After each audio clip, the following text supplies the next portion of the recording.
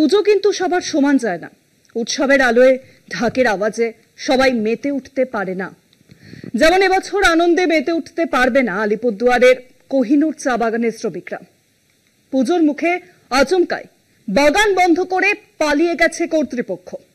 কাকপক্ষীতেও টের পায়নি কিচ্ছুটি। শনিবার সকালে কাজে যোগ দিতে এসে হঠাৎ বাগানের তালা ঝুলতে দেখেই মাথায় হাত পড়েছে শ্রমিকদের। অন্ধকার ভবিষ্যতের দিকে পা বাড়িয়েছে 900 জন শ্রমিক।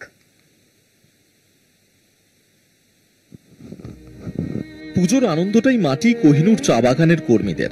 আশা ছিল বোনাসের টাকাটা হাতে পেলে ছেলে মেয়েকে নিয়ে পুজোর কেনাকাটা করতে যাবেন কর্মীরা, কিন্তু সে আশায় জল ঢেলে দিয়েছে বাগান কর্তৃপক্ষ।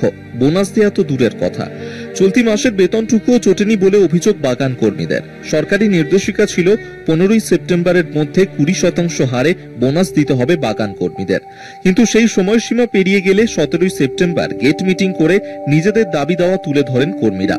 এরপরেই কোনো নোটিশ না দিয়ে আচমকাই গেটে তালা মেরে গা ঢাকা দিয়েছেন বাগান কর্তৃপক্ষ। কালকে আমাদের উইকলি হলিডে ছিল, কালকে বাগানটা বন্ধ করে নাই, ম্যানেজার নোটিশও দেয় নাই বাগানে।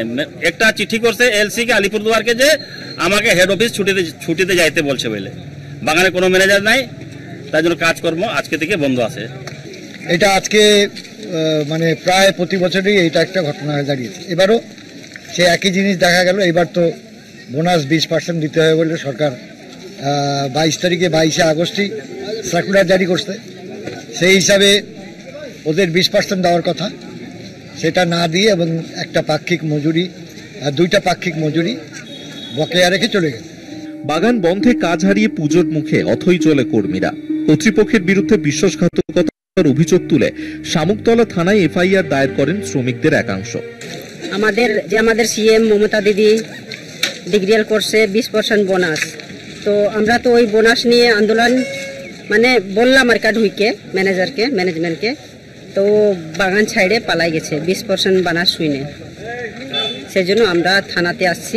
পুজো আসছে, পুজো চলেও যাবে, আবারও ফিরবে নিত্যদিনের বেঁচে থাকার লড়াই। কবে বাগান খুলবে সেদিকেই তাকিয়ে কোহিনুরের চা শ্রমিকরা।